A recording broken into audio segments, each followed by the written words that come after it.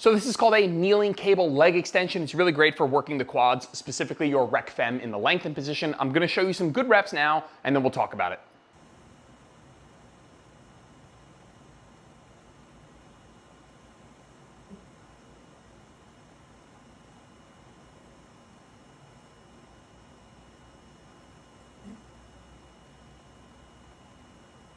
So what you want to do is you want to set up the cable to around mid-thigh, a little bit higher, a little bit lower. It's going to be fine, and we can always tinker in a form video. From there, you want to make sure that your ankle strap has the carabiners on the back side of your leg. You might be using an ankle strap like this where you have a single carabiner and you can just rotate it to the back of your leg.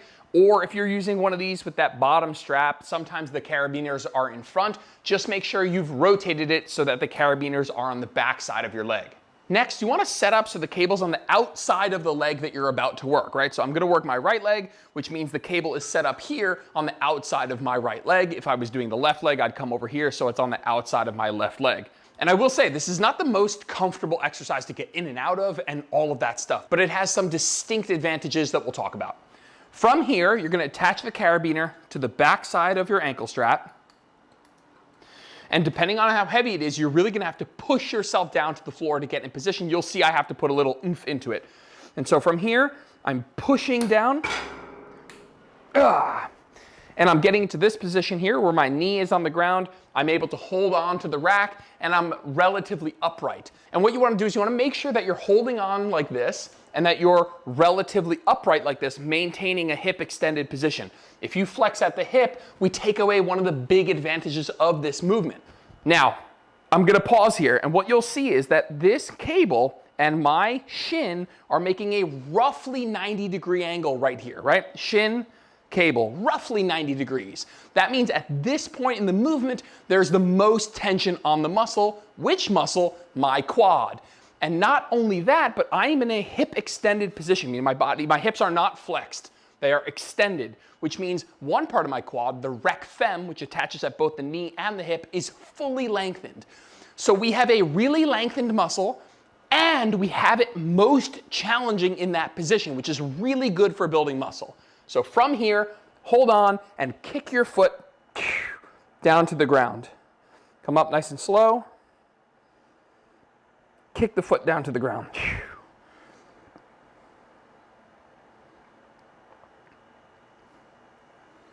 If you're doing it correctly and you're staying in hip extension, nice and tall like this, you'll feel a crazy stretch here, up close to the hip. That is your rec fem, some of the hip flexors stretching like crazy.